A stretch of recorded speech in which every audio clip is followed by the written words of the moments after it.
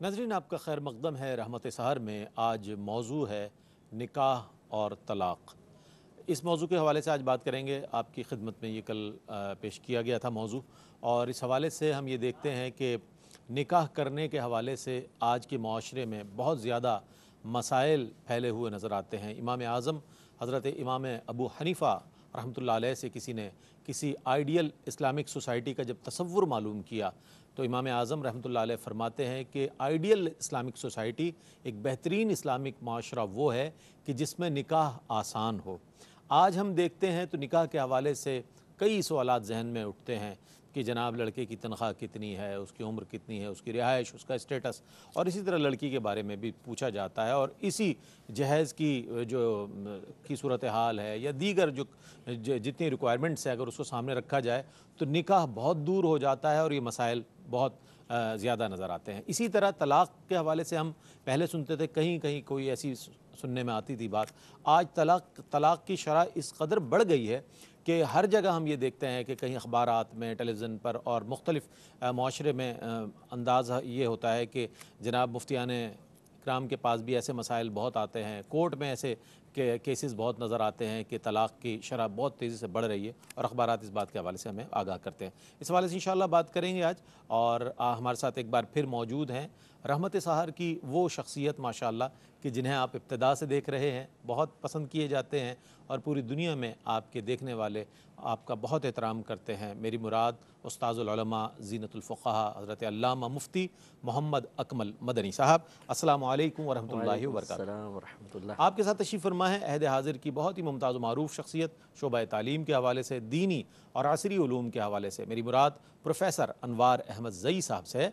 अस्सलामु अलैकुम व रहमतुल्लाहि व बरकातुहू। वालेकुम अस्सलाम और आपके साथ वरहमतुल्लाह। तशरीफ़ फरमा है मुमताज़ व मारूफ़ religious scholar doctor Umair Mahmood Siddiqui साहब। अस्सलामु अलैकुम व रहमतुल्लाहि व वालेकुम बरकातुहू। अस्सलाम वरहमतुल्लाह। और मेरे दाएँ जानिब तशरीफ़ फरमा है मुमताज़ व मारूफ़ शनाख़ा जनाब ज़ुहैब अली अशरफ़ी। अस्सलामु अलैकुम व वालेकुम रहमतुल्लाहि व अस्सलाम बरकातुहू। वरहमतुल्लाहि वबरकातुहू। और आपके साथ तशरीफ़ फरमा है मुमताज़ व मारूफ़ शनाख़ा जनाब मोहम्मद शाहरुख क़ादरी। अस्सलामु अलैकुम व रहमतुल्लाहि व बरकातुहू। वालेकुम। अच्छा हज़रत, मैं चाहूँगा कि निकाह की ज़रूरत और अहमियत और हुक्म शरई के हवाले से इरशाद फरमाइएगा। औज़ु बिल्लाहि मिनश शैतानिर रजीम, बिस्मिल्लाहिर रहमानिर रहीम। देखें, जो हमारी शरई तौर पे अगर देखें तो निकाह की ज़रूरत अपने एक तो सेल्फ़ कंट्रोल के लिए, गुनाहों से बचने के लिए, अल्लाह तबारक व तआला की बारगाह में मुती और फर्मा बरदार एक नस्ल पैदा करने के लिए निकाह को मशरूअ रखा गया है। जिसकी थोड़ी सी तफसील ये है कि अल्लाह ने एक तकाज़ाए नफ़सानी रखा है इंसान के अंदर, और वो तकाज़ाए नफ़सानी मख़सूस अमल से ही मुकम्मल तौर पर पूरा हो सकता है, इसके अलावा नहीं। ठीक। और वो निकाह है। नबी करीम सल्लल्लाहु अलैहि वसल्लम इरशाद फरमाते हैं कि जिसने निकाह कर लिया उसने अपने आधे ईमान को महफूज कर लिया, और बाकी आधे के बारे में अपने अल्लाह से डरता रहे। और चूँकि ये निकाह के बाद दो फैमिलीज़ मिलती हैं और शौहर पे ज़िम्मेदारी है कि वह अपने घर वालों की तरबियत करे। जैसे कुरान में फ़रमाया कि या अय्युहल्लज़ीना आमनू क़ू अनफुसकुम व अहलिकुम नारा वक़ूदुहा अन्नास वल हिजारा, ऐ ईमान वालों, अपने आप को और अपने घर वालों को जहन्नम की उस आग से बचाओ जिसका ईंधन आदमी और पत्थर है। इसका मतलब है कि निकाह के बाद जब एक फैमिली उसके अंडर आ जाती है आदमी के, तो उनकी तरबियत का हुक्म है, उन्हें गुनाह से बचाने का हुक्म है। जब वो ये तरबियत करेगा, लाजिम बात है वो बच्चे बाहर निकलेंगे, एक तरबियत याफ्ता मुआशरे का हिस्सा बनेंगे, तो उससे फिर मुआशरे का बिगाड़ ख़त्म होगा। तो ये भी एक बहुत बड़ा मकसद है निकाह का। इसी वजह से मेरे आका सल्लल्लाहु अलैहि वसल्लम ने इरशाद फरमाया कि औरत से 4 वजूहात की बिना पर निकाह किया जाता है, या उसके ख़ानदानी हसब नसब, या हुस्न जमाल, या उसका माल, या उसकी नेक सीरत ही। और फरमाया तुम नेक सीरत औरत को इख्तियार करो। तो अब आप ये गौर करें कि अल्लाह तबारक व तआला ने 2 ख़ानदानों को मिलाकर तरबियत याफ्ता अफराद की तैयारी के लिए और उस नस्ल को क़यामत तक जारी सारे रखने के लिए निकाह को मशरूअ फरमाया। अगर हम ये निकाह के मामले को अहमियत ना दें, जैसे कि बहुत सारे नहीं देते हैं, जैसे बाहर के मुआशरे में आप देख लें तो फिर क्या बेरहरवी चलती है, और किस तरह मुआशरा अदम तवाज़ुन का शिकार होता है कि औरतें ऐसी पड़ी हैं कोई निकाह करने के लिए तैयार नहीं, और अगर वो निकाह करती भी हैं मिसाल के तौर पर तो कुछ अरसे चलता है, ख़त्म हो जाता है, या फिर निकाह की ज़रूरत ही महसूस नहीं की जाती, तो फिर वो ख़ानदानी नसब और हसब महफूज नहीं रह सकता। तो इसलिए बहुत सारी इसमें शरीयत की मसलहतें हैं जिसकी बिना पर निकाह को मशरू किया गया। और मज़ीद इस हवाले से मुफ्ती साहब से इंशाअल्लाह हम रहनुमाई लेंगे। हम सर से ये जानना चाहेंगे, सर निकाह के जो फ़वाइद हैं और मुआशरे पर मुरतब होने वाले इसके मुस्बत असरात जो हैं उस पर कुछ कलाम फरमाइए। बिस्मिल्लाहिर्रहमानिर्रहीम। जैसा कि इससे पहले भी गुफ्तगू में ये चीज़ आ चुकी है कि और अज़र मन शम्स भी है कि हमारा दीन दीन फितरत है बिल्कुल। और इसके सारे उमूर, अहकाम, नवाही, अवामिर सब फितरत की शारे हैं और फितरत के इशारे हैं। वाह। एक एक चीज़ में फितरत की खूबी जो है वो बयान भी की गई है और फितरत के तकाज़ों के मुताबिक उसके अदबार में आ जाने से रोकने का तरीक़ा भी बयान किया गया। क्या बात, क्या बात। यहाँ जिस मौजू पर इस वक्त हम बात कर रहे हैं इसमें भी बुनियादी बात यही है, जिस तरह हज़रत ने इशारतन फरमाया कि एक फितरी तकाज़ा है। मैं ये कहता हूँ कि जो अहले इल्म है वो जानते हैं कि ये घर, इसकी चार दीवारी, इसकी सैंटिटी और इसका तहफ़्फ़ुज़, ठीक। ये सब कुछ जो है वो असल में इस निकाह के अमल से मशरूत है। ठीक। और इसलिए मैं ये बात कर रहा हूँ कि निकाह के अमल से मशरूत है कि अब ज़रा पलट कर आइए तो ये जो फितरी तकाज़ा है उसको मुंज़बित करने के लिए सर आप इजाज़त जी। दें तो वक्फ़ा हाइल है, उसके बाद अगर आप इजाज़त दें तो इंशाअल्लाह फिर इसके मौजू को कंटिन्यू करेंगे। नाज़रीन गिरामी, एक वक्फ़े की जानिब बढ़ रहे हैं, वक्फ़े से लौटेंगे इंशाअल्लाह तो प्रोफेसर अनवार अहमद ज़ई साहब इंशाअल्लाह यहीं से कंटिन्यू करेंगे अपने जवाब को। आप हमारे साथ रहिएगा।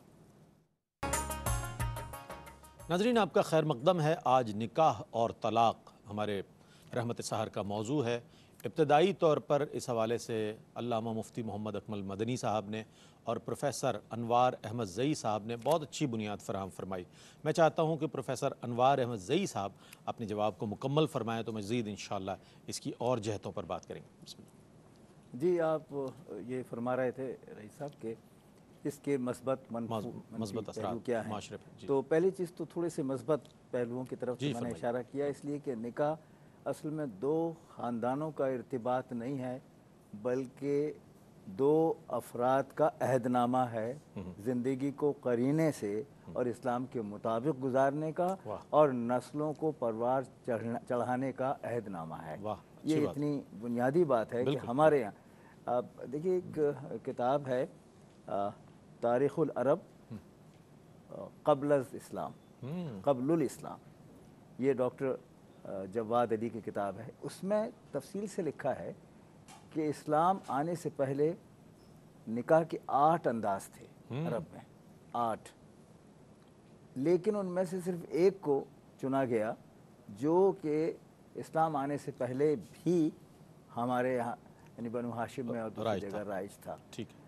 वो एक रहा, बाकी 7 को मुस्तरद किया, रद्द किया। क्यों? इसलिए कि उस 7 में निहायत ख़राब रसूम शामिल की गई थी। अच्छा। उसमें रक़्स भी था, सुरूद भी था, बेजा पैसे का इजहार भी था, इजहार और मुख्तलिफ तबक़ात को इस अंदाज में लिया जाता था कि उनका फ़र्क निकाह से, शादी की रसूम से ज़ाहिर हो। अच्छा। मैं मनफी रुख की तरफ आते हुए यही अर्ज़ करना चाह रहा हूँ कि क्या आज हम उस तरफ नहीं लौट रहे? यकीनन।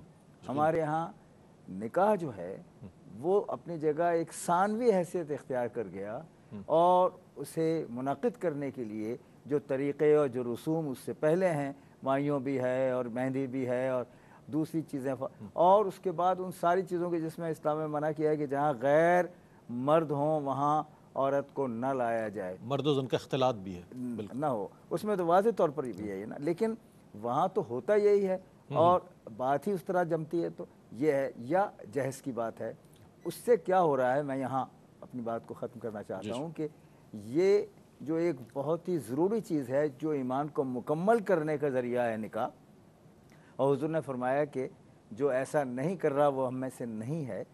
उन्होंने जब इस इस्लाम के इस तरीक़ को इख्तियार किया तो ये वजह तनाज़ा बन गया है, इख्तिलाफ़ की वजह और सबब बन गया है और इस तरह एक दूसरे को नीचा दिखाने का तरीक़ा बन गया है। ये वजह है कि आज माशरे में निकाह तो किया जा रहा है, देखा जा रहा है, मगर निकाह के अंदाज़ को जिस तरह हम समझ रहे हैं वो इंतहाई ख़राब है। मैं समझता हूँ हज़रत जैसी शख्सियत या हज़रात वो वहाँ बैठे नहीं, यानी मकरू अंदाज में कोई ये तो नहीं बैठेंगे जिस अंदाज में लाया जा रहा है दुल्हन को दूल्हा के साथ। तो ये सारी चीज़ें मनफी हैं और ख़राबी पैदा कर रही हैं।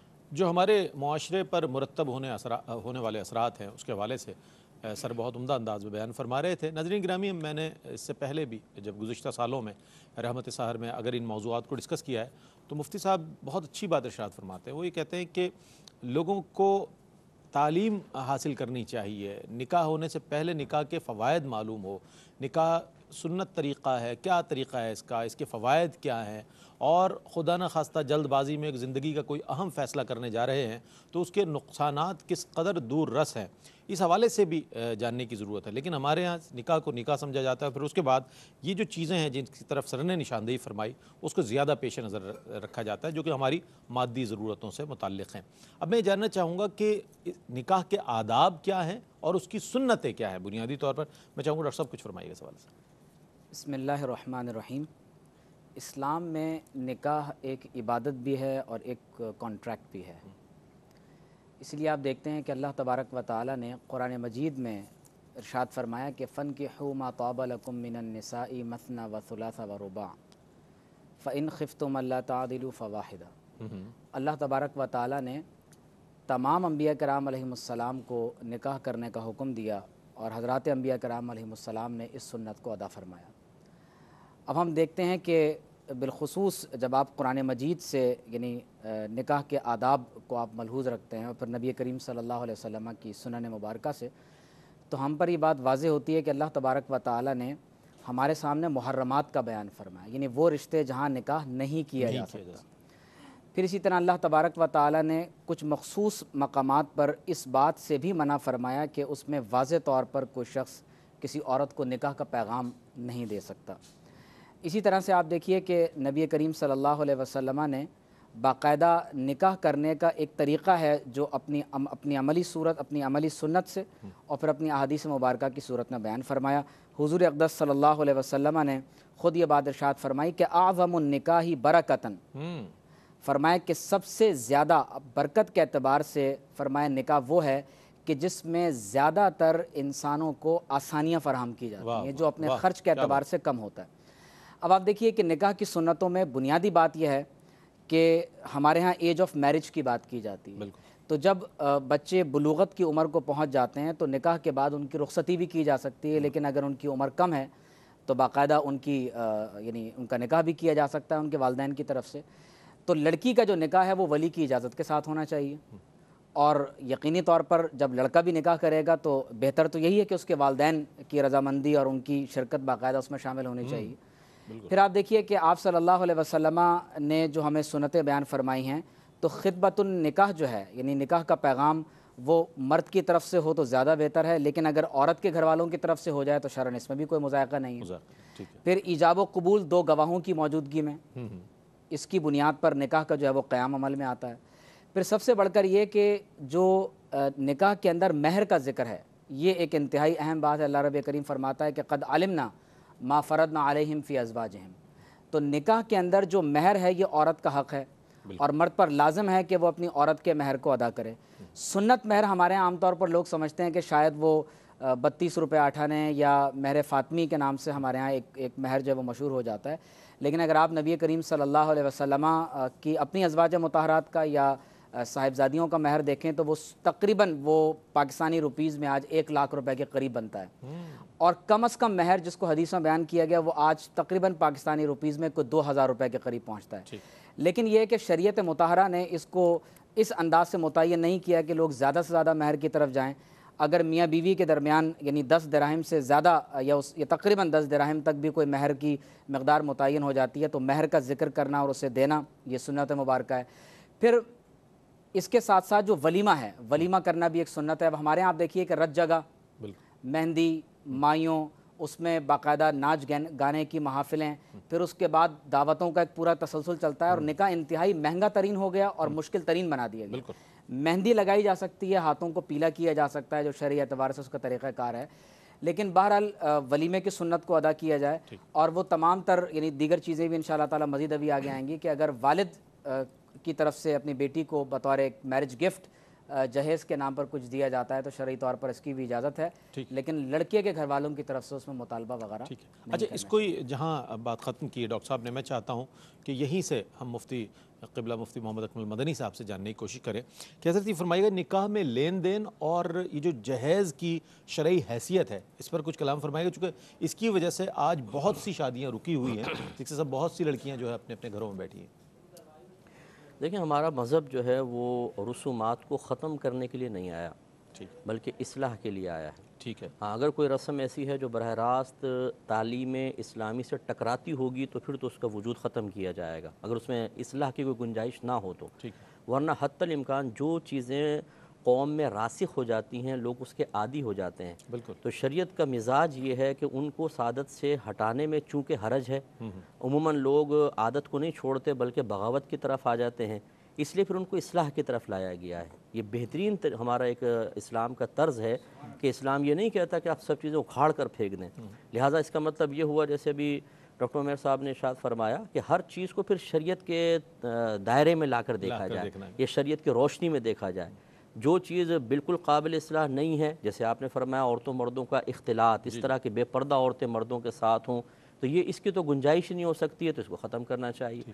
باقی اگر جیسے اب لین دین کا معاملہ ہے جو ہمارے عرف میں رائج ہو اور کسی کے لیے باعث تکلیف نہ ہو، خوشی سے ایک دوسرے کو دیا لیا جائے، اس میں شریعت بالکل منع نہیں کرتی ہے۔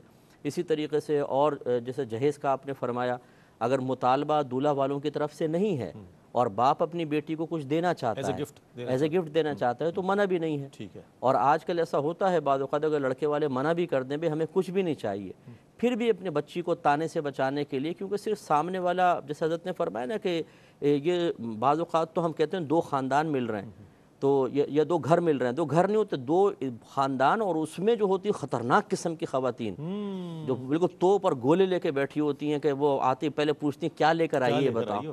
اچھا بولیں گے ہم دلہن کا کمرہ دیکھنے جا رہے ہیں، وہ دیکھنے نہیں جا رہے ہوتے، وہ پورا ایک تجزیہ ہوتا ہے ان کا۔ ان کی نگاہیں اتنی تیز ہے ماشاءاللہ، مائکروسکوپ ایسی ان کی آنکھوں میں لگی ہوئی ہے، ایک لمحے میں سب دیکھ لیتی ہیں پردے کتنے، اس کی کوالٹی کیا ہے، جوڑے کون کون سے دیے گئے ہیں، کون سی مارکیٹ سے لیے گئے ہیں، اور کیا ہے سونے کا سیٹ کہاں سے بنوایا گیا 2 منٹ میں، اور پھر تنقیدیں۔ اب یقینی سی بات ہے کوئی نہیں چاہتا کہ ہماری بچی کسی دوسرے خاندان میں جائے تو اس کو تانے ملے، تو پھر وہ اپنے حسب استطاعت دیتے ہیں۔ لیکن وہی بات ہے کہ ایسا مطالبہ غلط ہے کہ جس کی بنا پر بچی والا بیچارہ پریشان ہو جائے، اور ایسی اپنی حیثیت سے بڑھ کر دینے کی کوشش کہ میری بچی ذرا لے کر جائے گی تو اس کی عزت ہو جائے گی، واہ واہ ہو جائے گی۔ بھائی پیسے سے عزت اور واہ واہ نہیں ہوتی، بچی کی تربیت سے ہوتی ہے، اس کے مزاج سے ہوتی ہے، اس کی عادات و اطوار سے ہوتی ہے، وہ کیسے جا کر سب کے دل جیت لے گی، اس سے ہوتی ہے۔ اب یہاں تو ماں جب بھیجتی ہے تو وہ تھوڑا جہیز کے ساتھ ساتھ کچھ اور بھی ساتھ بھیجتی ہے، تمہیں کیسے شوہر کو قابو میں کرنا ہے، کیسے ساس نندوں کو دور رکھنا ہے، کیسے تمہیں پہلے دن ہی جا کر اپنا ایک ماحول بنا لینا ہے، امیج کنٹرول قائم کرنا ہے۔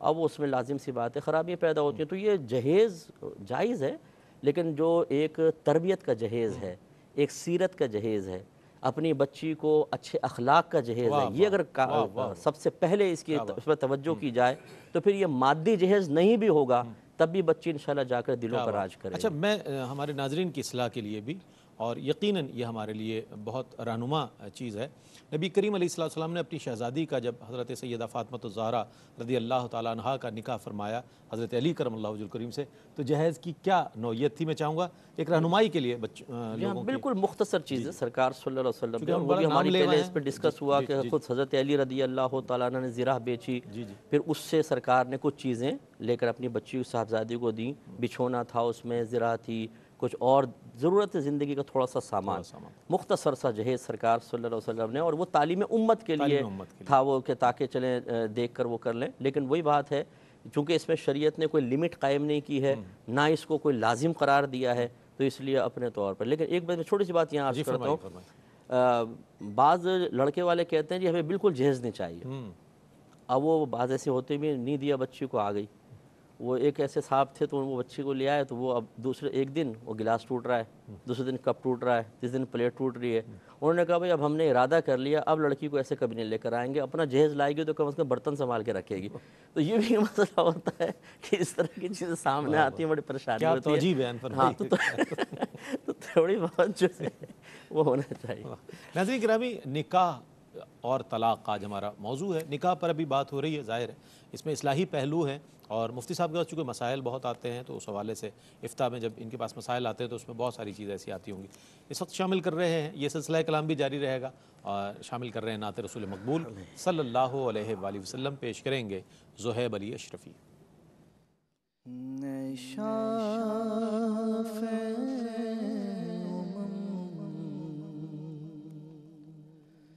شہزی جاہل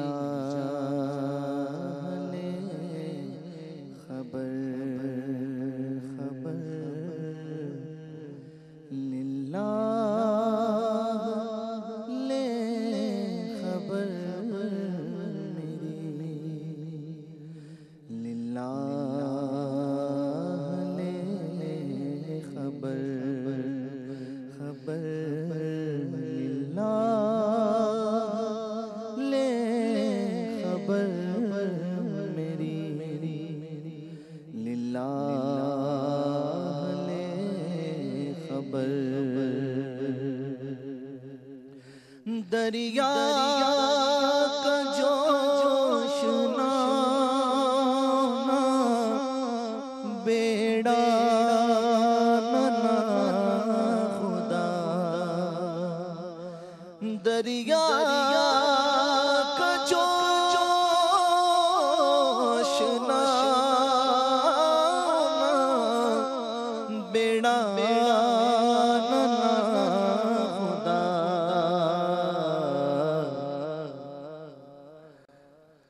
میں ڈوبا تو کہاں ہے میرے شاہ لے خبر خبر میں ڈوبا تو کہاں ہے میرے شاہ لے خبر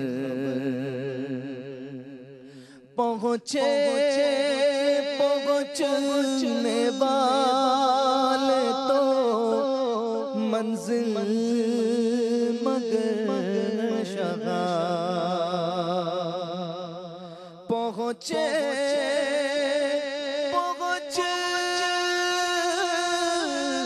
والے تو منزل مگر شغا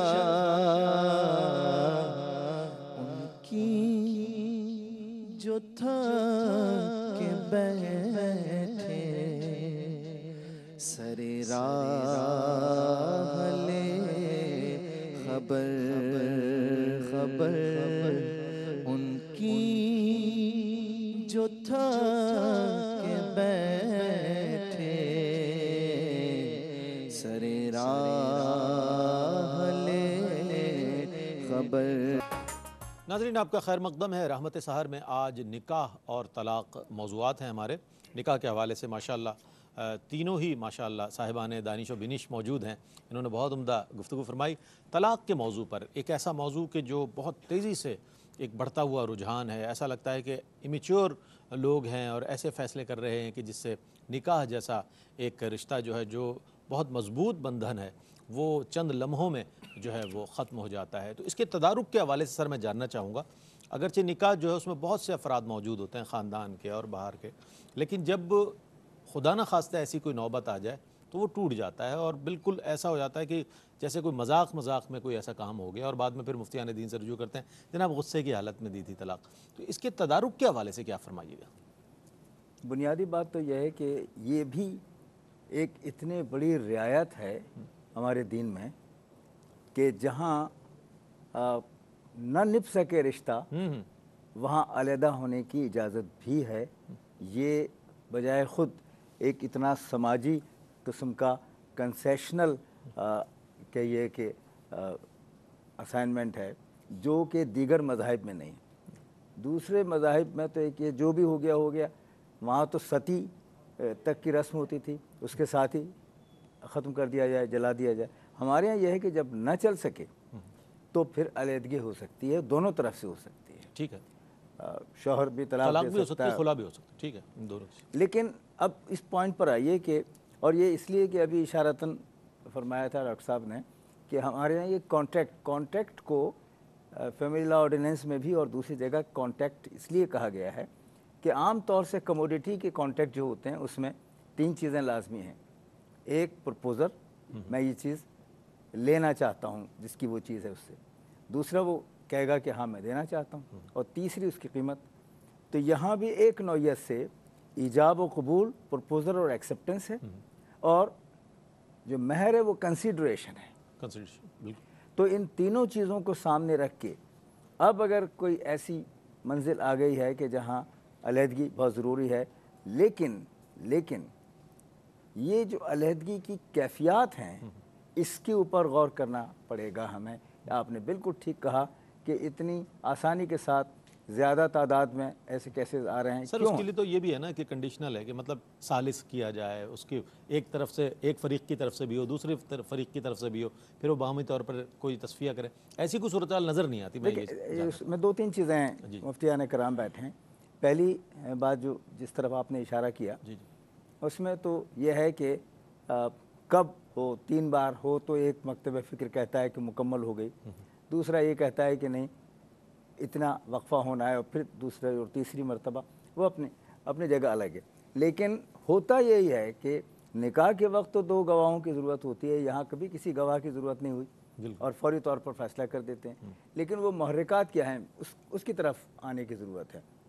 وہ یہ ہے کہ ہم نے اس کو اتنا آسان سمجھ لیا ہے. دیکھیے اس نکاح کے عمل کو یا اس رشتے کو آج کل کے حالات میں اتنا آسان کر لیا ہے کہ جی اگر کل کلاں کو کوئی علیحدگی کی بات ہوگی تو ٹھیک ہے ہو جائے، کہیں اور نکاح ہو جائے گا لڑکی کا. اصل میں اخلاقی اعتبار سے اس کام کو اور دینی اعتبار سے بھی جائز کام وہ ہے جو ناپسندیدہ ہے. ناپسندیدہ جائز امور میں سے وہ ہے جو ناپسندیدہ ہے. تو ایسی صورت میں ایک وقت میں یہ ہوتا تھا خدا نخواستہ کسی بچے کو طلاق ہو جائے پورا گھرانہ مل کے روتا تھا کہ ایک داغ لگ گیا. آج ایسی صورت نہیں ہے. اس لیے نہیں ہے کہ انہوں نے اس کو اتنا ایزی لے لیا ہے دونوں طرف سے، اور یہ نہیں سمجھتے کہ نتیجے میں جو اولاد ہے وہ کس فرسٹریشن کا شکار ہوگی، اور اس کے بعد آگے جا کر ان دونوں خاندانوں کے اندر تنازعات جو ہیں وہ پھر لیٹیگیشن کی طرف چلے جاتے ہیں. تو آخری بات میں عرض کروں کہ اس حوالے سے ایک تربیت کی بھی ضرورت ہے کہ دین یہ کہتا ہے، لیکن اخلاقیات جو ہیں ان کو سامنے رکھ کے جتنی مفاہمت کی گنجائش ہو سکتی ہے وہ نکالے جائے. اور یہ کام بڑوں کا ہے، خاندان کے بڑوں کا، کہ وہ تنازعات دیکھیں تو پھر اس میں اپنا رول ادا کریں. یہ نہ ہو کہ جو وہ جانے نوجوان ہیں فیصلہ کر لیا تو کر لیا، یہاں ان کے اوپر نہیں، اس طرح چھوڑنا چاہیے جیسے کہ ابھی اشارتاً کہا کہ نکاح کے وقت ولی کی ضرورت ہے تو ایسے تنازع کے وقت بھی کسی ولی کی ضرورت ہے. یقیناً.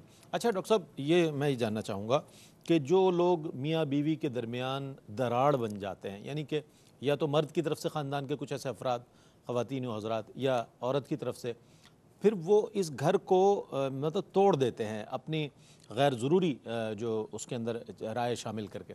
کیا فرمائے گا ایسے لوگوں کے حوالے سے کہ جو ایک گھر کو ڈسٹرائے کر دیتے ہیں، گھر توڑنے میں کسی بھی قسم کی کوئی ایکٹیویٹی میں شامل ہوتے ہیں؟ دیکھیے قرآن مجید میں اللہ تعالیٰ نے اس رشتے کو اس انداز سے بیان فرمایا کہ فَإِمْسَاكُمْ بِمَعْرُوفٍ أَوْ تَصْرِيحٌ بِإِحْسَان. میاں بیوی اپنے تعلق کو یا تو معروف طریقے سے، اور جو نیکی کا طریقہ ہے جو شریعت نے ان کے لیے طریقہ متعین فرمایا، ایک دوسرے کے حقوق و فرائض کا لحاظ رکھتے ہوئے اس کو قائم رکھیں. اور اگر علیحدگی بھی کرنی ہو تو وہ بھی احسان کے ساتھ ہونی چاہیے. اب آپ دیکھیے کہ قرآن مجید میں اللہ رب کریم نے اس بات کو، یعنی طلاق کی طرف جو جانے کا جو طریقہ ہے یا ذریعہ ہے، اللہ تبارک و تعالیٰ نے براہ راست طلاق کی طرف جانے کا حکم نہیں دیا، بلکہ یہ ہے کہ اگر میاں بیوی کے مابین کوئی انبن ہو جاتی ہے تو اس کا اول درجہ تو یہ ہے کہ میاں بیوی اپنے ہی درمیان اس مسئلے کو حل کر لیں. اور یاد رکھ لیں کہ جب کبھی میاں بیوی کے درمیان کوئی تیسرا آدمی بیچ میں انوالو ہوتا ہے تو تب کہیں جا کر مسائل جب ان کے کمرے سے باہر نکلتے ہیں. تو پھر اس لیے آپ صلی اللہ علیہ وسلم نے فرمایا کہ میاں بیوی ایک دوسرے کے رازوں کے امین ہوتے ہیں. جب وہ اپنے رازوں کو دوسرے لوگوں کے ساتھ شیئر کرنا شروع کر دیتے ہیں تو پھر اس کا نتیجہ یہ نکلتا ہے کہ دوسرے لوگوں کو باتیں بنانے کا موقع ملتا ہے. لیکن خدا نہ خواستہ اگر ایک دوسرے کے ساتھ وہ انڈرسٹینڈنگ کے ساتھ اپنے مسائل کو طے نہ کر سکیں تو پھر اللہ تبارک و تعالیٰ کا حکم یہ ہے کہ ایک حکم یا ایک نگران اور ایک ولی جو تم دونوں کے لیے اصلاح کا معاملہ چاہتا ہو ٹھیک ہے. کیونکہ قرآن مجید میں اللہ تعالیٰ نے میاں بیوی کے تعلق کے مابین فرمایا کہ وَالصُّلْحُ خَيْرٌ، فرمایا کہ میاں بیوی کے تعلقات میں کسی بھی درجے میں آپ چلے جائیں لیکن صلح کا معاملہ ہی زیادہ بہتر ہوتا ہے. واہ واہ. تو اگر دونوں اطراف سے یعنی ایک حکم میاں کی طرف سے اور ایک حکم بیوی کی طرف سے متعین کر لیا جائے، اور اللہ تبارک و تعالیٰ نے ان دونوں کی صلاحیت یہ بیان فرمائی کہ وہ دونوں حکم اصلاح کا ارادہ رکھتے ہوں، تو یقینی طور پر پھر اس سے معاشرے میں طلاق کی طرف لوگ جانے کے بجائے وہ بہتری کی طرف جا سکتے ہیں. اب آپ دیکھیے کہ آپ نے جس بات کی طرف اشارہ کیا کہ بہت سے لوگ ایسے ہوتے ہیں کہ وہ غیبت، تجسس، چغلی، بہتان، بس کوئی بات بری لگ گئی جناب اس مطلب لڑکی کی یا لڑکے کی، صحیح جی غصہ کرنا، تو یہ تمام کی تمام چیزیں ملنے کے بعد جا کر پھر طلاق پر بالآخر جو ہے وہ چیزیں جا کر منتج ہوتی ہیں.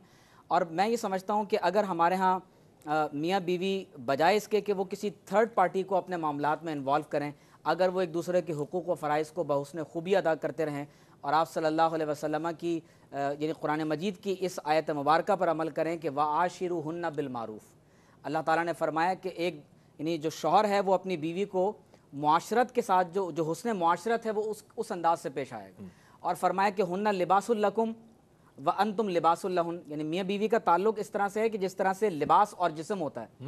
آپ دیکھیے کہ جسم اور لباس ایک دوسرے کی کتنا قریب ہوتے ہیں، ایک دوسرے کو سردی گرمی سے بچاتے ہیں، ایک دوسرے کے حسن میں اضافہ کرتے ہیں. تو بالکل اسی طرح سے میاں بیوی بھی اگر اپنے ایک دوسرے کے مالی اور غیر مالی حقوق کو ادا کرتے رہیں اور یقینی طور پر جب اپنے معاملات کو وہ حسن خوبی سے اس انداز سے ادا کرتے رہیں تو یقینی طور پر بات طلاق کی طرف جانے کے بجائے وہ صلح کی طرف جائے گی. اچھا مفتی صاحب، لگتا یہ ہے معذرت کے ساتھ کہ طلاق جو ہو گیا کھیل ہو گیا، کہ یعنی کہ طلاق کھیل رہے ہیں، جیسے غصے میں طلاق، مذاق میں طلاق، یا یہ ڈرانے کے لیے طلاق، مختلف اس کی قسمیں ہیں جو یقیناً آپ کے پاس بہت زیادہ مسائل اس طرح کے آتے ہیں. تو کیا کہیے گا اس حوالے سے؟ یہ کوئی کھیل ہے کہ جسے کھیلا جا رہا ہے اور ڈرایا بھی جا رہا ہے، غصے میں بھی دی جا رہی ہے جناب، اور اس سے ہی دھمکایا بھی جا رہا ہے؟ کیا فرمائیے گا؟ سب سے پہلے تو مجھے آپ کی معذرت کی وجہ سمجھ میں نہیں آئی کہ مجھ سے کیوں معذرت نہیں، میں ناظرین سے معذرت کر رہا ہوں، یہ نہ کہیں کہ بھائی یہ تو کرٹیسائز کر رہے ہیں بیٹھ کے. اچھا، دوسری بات یہ کہ جیسے ابھی بات ہو رہی ہے کہ ہمارے ہاں ایک تو قوت برداشت ختم ہو گئی ہے. اچھا، جب صبر نہیں ہے، قوت برداشت نہیں ہے، تو پھر ہم بہت تیزی کے ساتھ فیصلہ کرتے ہیں. ٹھیک. پھر ہمیں مشیر بھی اپنے جیسے ہی ملتے ہیں، پپو پان والا یا ٹیٹا دودھ والا، یہ انہی سے ہم مشورے کرتے ہیں جا کر کہ بھائی بتا کیا کرنا ہے. وہ بھی ایک سے ایک فنٹر ہوتے ہیں، انہوں نے اپنے گھر میں پہلی ہنگامہ آرائی کر رکھی ہوتی ہے. وہ کہتے ہیں بھائی عورت کو قابو میں کرنے کا طریقہ یہ نہیں جیسے تم کرنا چاہ رہے ہو، یہ ہوتا ہے. یہ جوتی پر رکھو. فقیر نے اس ہاتھ سے 4 بیویوں کو قابو میں کر رکھا ہے. اب یہ پتہ نہیں کہ تیری چاروں اتنی معصوم سی ہیں، اس کے وہ 5ویں کی جو ہے وہ اتنی خطرناک ہے کہ وہ یہ جوتا نکالتا وہ سینڈل نکال لیتی ہے. یہ بھی اٹھاتا ہے چھڑی، وہاں سے چکلا بیلن آ رہا ہے ہوا بھی اڑتا ہوا. تو ایسے کتنے کیسز میرے پاس، جیسے میں نے آپ کو بتایا تھا کہ لڑکی نے پختون بچی تھی، اس نے کہا کہ صاحب میں نے اپنے شوہر کو نیچے گرا کر اور چھری رکھ دی اسی گردن پہ، اور میں نے کہا طلاق دے. اس نے طلاق دے دی، تینوں ہو گئی طلاق. ہاں، بڑے بھولے پن سے ہو گئی طلاق. اور اب میں کیا کروں؟ تو خلاصہ کلام یہ ہے، قوت برداشت نہیں ہمارے اندر. ہم مشورے غلط قسم کے قبول کر لیتے ہیں. ہم سامنے والے فریق پر اپنی برتری جتانے کی کوشش کرتے ہیں. ہر ایک کہتا ہے میں بڑے باپ کا ہوں. چنانچہ اگر وہ تھوڑا سا بھی کوئی ایسا مسئلہ ہوتا ہے ہم کہتے ہیں تم معافی مانگو، میں کیوں معافی مانگوں؟ انا کا مسئلہ بنا لیتے ہیں اس کو. انانیت کے مسئلے بیچ میں آ جاتے ہیں. اسی طریقے سے ہم دوسرے کی اچھائیوں کو نظر انداز کر کے ہم چاہتے ہیں میری اچھائیوں کو سراہا جائے. اگر شوہر باہر سے کما کر آ رہا ہے، تھکا ہارا، تو وہ چاہتا ہے کہ مجھے کہے بیوی کہ بھئی آپ بڑے تھکے ہوئے آئے ہیں، بیٹھیں. اچھا، بیوی کہتی ہے کہ وہ سارا دن میں بچے سنبھال رہی ہوں، کھانا نہ بنا رہی ہوں، تو شوہر آ کر کہے تم کچھ تھکی سی لگ رہی ہو. جب یہ دونوں فریق ایک دوسرے کو نہیں کرتے، بولتے ہیں احساس ہی نہیں ہے. تو خلاصہ کلام یہ کہ یہ بہت سارے اوور. پھر جو آپ نے وہ بی جمالوں کا جو ایک اشارہ کیا نا، ڈاکٹر عمیر صاحب نے بھی پوچھا تھا. ہاں، ڈاکٹر صاحب وہاں تک اصل میں اس کو ڈسکس نہیں کیا، لیکن میں چاہوں تھوڑا سا. وہ ڈاکٹر صاحب بڑا پردہ رکھ لیتے ہیں عوام کا، وہ بڑا خیال کرتے ہیں، ورنہ ڈاکٹر صاحب کا تجربہ بہت اس طرح عکاسی کرتے ہیں معاشرے کی، میں چاہتا ہوں وہ اس کے. ہاں، تو یہ جو بی جمالوں ہیں نا، یہ ان سے بچیں. یہ ممانی کی شکل میں بھی ہو سکتی ہیں، پھپھی کی شکل میں بھی، خالہ کی شکل میں، اور سگی بہن کی شکل میں بھی ہو سکتی ہیں. اتنی خطرناک ہوتی ہیں یہ آ کر. یعنی پہلے ساس کے پاس پہنچیں گی، کیسے چل رہی تمہاری بہو، اور وہ تھوڑا سا بھی بولے گی نا، پھر ادھر آ جائیں گی بہو کے کمرے میں، تمہاری ساس تو تمہارے بارے میں یہ کہہ رہی تھی، تو بڑی برائیاں کر رہی ہے. اب وہاں سے لے کے ادھر ادھر ادھر، اور پھر یہ لڑوا کے پھر دور بیٹھ کے بڑے خوش ہو کے جو ہم نے مشن بہت بڑا فتح کر لیا، دشمن کی فوج کو قابو میں کر لیا.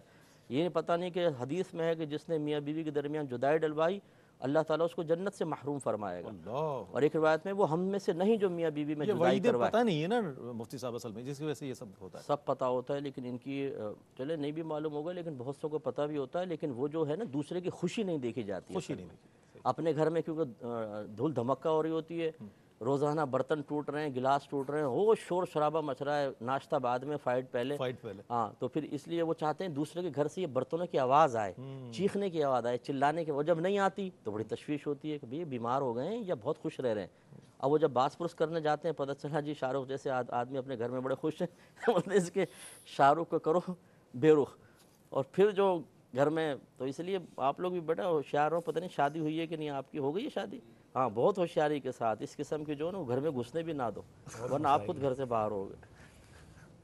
جی حضرت۔ واہ، مفتی صاحب نے وہ کہتے ہیں پہلے خیش بعد درویش، تو پہلے انہی کو مشورہ بہت اچھا ہے عنایت فرمایا۔ یقیناً یہ ان کے لیے نہیں، ہم سب کے لیے بڑی رہنما باتیں ہیں۔ اگر ہم ان پر غور کریں تو ہم اپنی زندگیوں کو بہت بہتر بنا سکتے ہیں۔ جیسے مفتی صاحب نے فرمایا کہ اگر مرد گھر میں داخل ہو رہا ہے تو دل جوئی کے لیے ہی صحیح اپنی وائف سے کہہ سکتا ہے کہ بھائی کام زیادہ ہو گیا ہوگا آج، اس وجہ سے معاملہ۔ لیکن یہ ہوتا نہیں ہے، عدم توجہ کی سبب ایسا محسوس ہوتا ہے کہ دونوں کے درمیان فاصلے پیدا ہو رہے ہیں، اور یہ فاصلے بڑھتے بڑھتے اتنے بڑھ جاتے ہیں کہ اس میں دیواریں حائل ہو جاتی ہیں، اور اس میں پھر بہت زیادہ فاصلے میں پھر یہ رشتہ جو ہے اختتام کی طرف چلا جاتا ہے۔ بہرحال یہ ایک بہت اہم موضوع ہے جس کو ہم معاشرتی حوالے سے جو ایک موضوع ہے اس کو بہت اچھے انداز میں ہمارے جو اسکالرز ہیں ماشاءاللہ بیان فرما رہے ہیں۔ ناظرین، شامل کریں گے اس مرحلے پر نعت رسول مقبول صلی اللہ علیہ وآلہ وسلم، پیش کریں گے محمد شاہ رخ قادری۔ ایک روز ہوگا جانا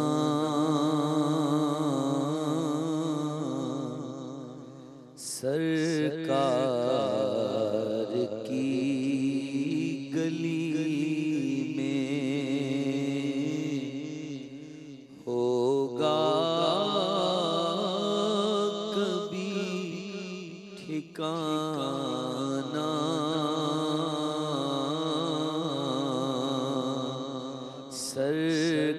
سرکار کی گلی میں، آنکھیں تو دیکھنے کو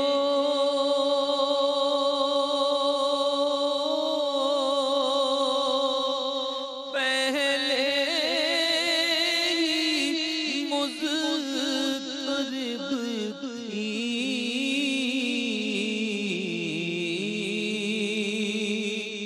آنکھیں تو دیکھنے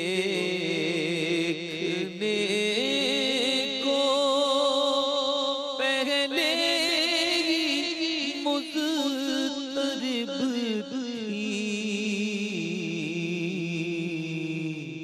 دل بھی ہوا روانہ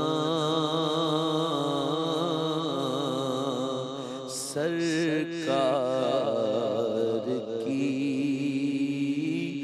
گلی میں، گو پاس کچھ نہیں ہے لیکن یہ دیکھ لے گا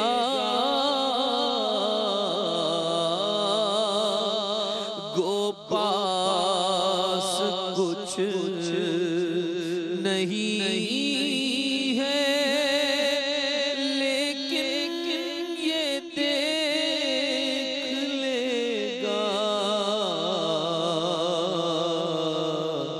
ایک دن مجھے زمانہ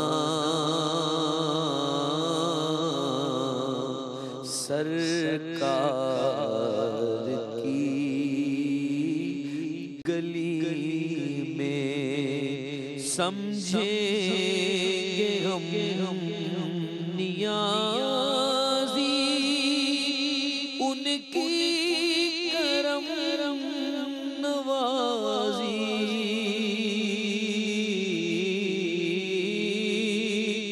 سمجھیں گے ہم نیازی ان کی کرم نوازی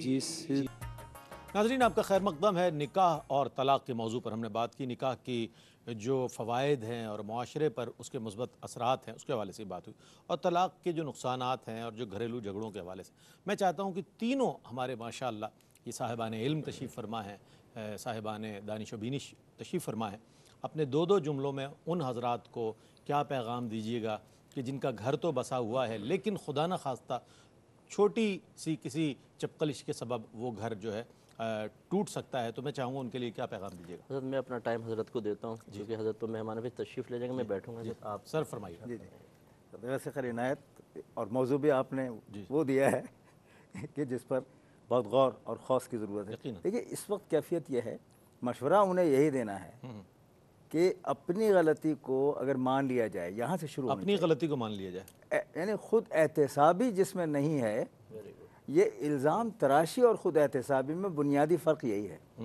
الزام تراشی آسان ترین کام ہے لیکن اس کے نتائج مشکل ترین ہوتے ہیں، خود احتسابی مشکل ترین کام ہے لیکن اس کے نتائج بہترین ہوتے ہیں۔ واہ واہ واہ، کیا اچھی بات ہے، کیا اچھی بات۔ ڈاکٹر صاحب کیا کہیے گا؟ ماشاءاللہ۔ کہ میاں اور بیوی کے تعلق کی بنیاد اعتماد، بھروسہ، پیار، یقین، ان اخلاقی اقدار پر ہونی چاہیے۔ ٹھیک ہے۔ اگر میاں بیوی ایک دوسرے پر شک کریں گے، ایک دوسرے پر الزام تراشی کریں گے، تو یقینی طور پر جب شک کا بیج دونوں میں سے کسی کے بھی دل یا دماغ میں پیدا ہو جائے، بو دیا جائے، تو اس کے نتائج یقینی طور پر پھر تباہی اور بربادی کی صورت میں سامنے آتے ہیں۔ اور اس کے لیے میں یہی تمام ناظرین کی خدمت میں گزارش کروں گا کہ کوشش یہ کیجئے کہ جب آپ نکاح کا ارادہ کریں تو میاں اور بیوی کم از کم قرآن و سنت کی روشنی میں ایک دوسرے کے جو حقوق و فرائض ہیں ان کو ضرور جانیں، کیونکہ عمومی طور پر یہ تمام تر گھریلو جھگڑے اور طلاق تک جو نوبت پہنچتی ہے اس کا بنیادی سبب یہی ہوتا ہے کہ میاں بیوی جب ایک دوسرے کے حقوق و فرائض کو نہیں جانتے تو نتیجتاً گھر میں لڑائیاں ہوتی ہیں، جھگڑے ہوتے ہیں، اور پھر بالآخر بعد جو ہے وہ طلاق کی نوبت تک جائے۔ مفتی صاحب اگر آپ کے دو جملے شامل ہو جائیں تو یہ کنکلوژن جو ہے مکمل ٹائم ہو جائے گا۔ بچ گیا تو میں بس یہ عرض کرتا ہوں کہ جیسے حضرت نے اور ڈاکٹر صاحب نے مشورہ دیا اور آپ نے فرمایا تھرڈ پرسن تک بات پہنچے ہی نہیں، آپس میں اتنی اچھی انڈرسٹینڈنگ پیدا کریں کہ نہ لڑکا اپنی بہن یا والدہ سے ڈسکس کرے، نہ لڑکی میکے میں جا کر ڈسکس کرے، ایسی نوبت ہی نہ آئے۔ یہ نہیں ہے کہ یہ کوئی ناجائز ہے، کیونکہ بعض وقت بچی پہ مسلسل ظلم ہو رہا ہوتا ہے، وہ برداشت کرتی گھٹتی رہتی ہے، آخر کبھی تو جا کر کہے گی۔ ایسی لڑکا بسا اوقات پسرا ہوتا ہے، کبھی تو وہ والدہ یا بہن سے ڈسکس کرے گا۔ اللہ نہ کرے ایسی نوبت ہی نہ آئے نا، پیار، محبت، برداشت کا مادہ ہو، ایک دوسرے کی غلطیوں کو نظر انداز کریں، ایک دوسرے کی تعریف کریں، پیار سے ایک دوسرے کے ساتھ رہیں، اور سب سے بڑی چیز بس میں آخری بات عرض کرتا ہوں کہ اپنے بچوں کے لیے آپ ایک رول ماڈل ہیں۔ واہ واہ۔ اب آپ چاہیں تو بچوں کی ازدواجی زندگی کو بہتر بنانے کے لیے اپنے آپ کو بہترین رول ماڈل بنا لیں، اور چاہیں تو ان کو برباد کرنے کے لیے آپس میں اپنے نفسانی خواہشات کے تابع ہو کے لڑ کر اپنے گھر کو برباد کر لیں۔ بہت اچھا پیغام دیا، آپ تینوں ہی حضرات رہیں۔ سر میں آپ کی آمد کا بہت شکریہ ادا کروں گا، آپ نے وقت عنایت فرمایا، ڈاکٹر صاحب آپ تشریف لائے، بہت عمدہ کلام فرمایا۔ ناظرین گرامی، آج کے موضوع پر ہم نے بات کی اور پیغام آپ تک پہنچ گیا ہے۔ ہم جا رہے ہیں آذان فجر کے وقفے کی جانب، اس کے بعد جب لوٹیں گے تو انشاءاللہ آپ کے لائیو سوالات کو شامل کریں گے۔ قبلہ مفتی محمد اکمل مدنی صاحب آپ کے سوالات کے جوابات عنایت فرمائیں گے۔ آج کی دعا کا سیگمنٹ ہے اور اس کے بعد انشاءاللہ کلام بھی شامل کریں گے۔ حاضر ہوتے ہیں وقفے کے بعد، آپ کا اور ہمارا ساتھ رہے گا انشاءاللہ۔ اللہ اکبر، اللہ اکبر، اللہ اکبر، اللہ اکبر۔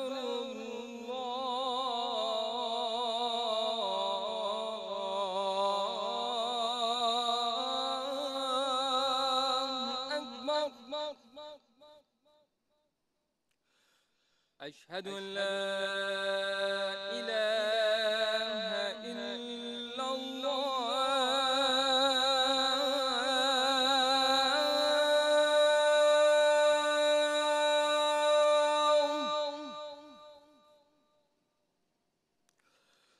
اشہد ان لا الہ الا اللہ۔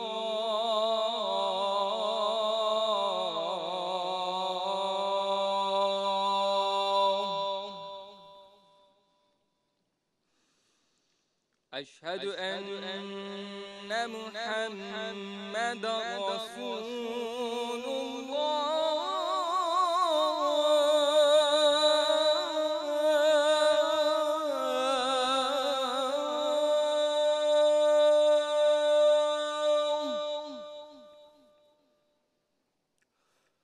أشهد أن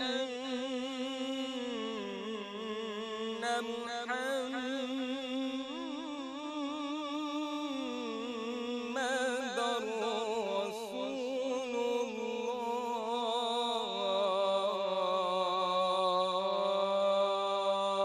الله حي على الصلاة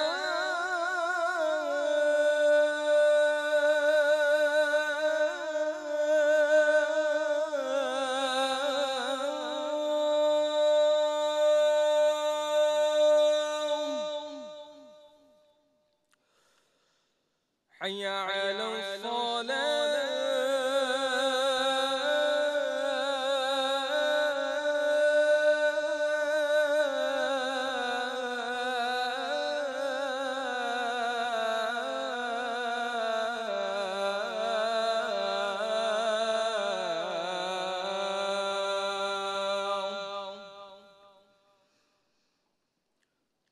حي على الفلاح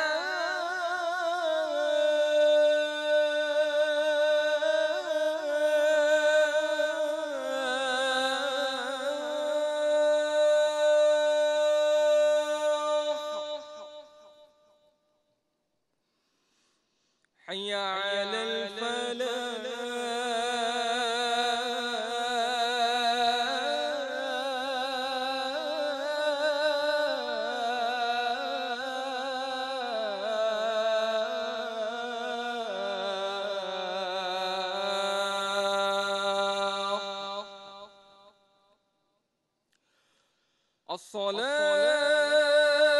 الصلاة خير من النوم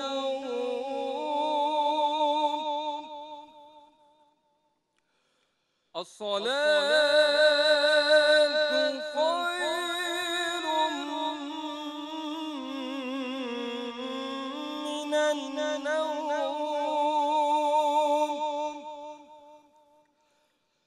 الله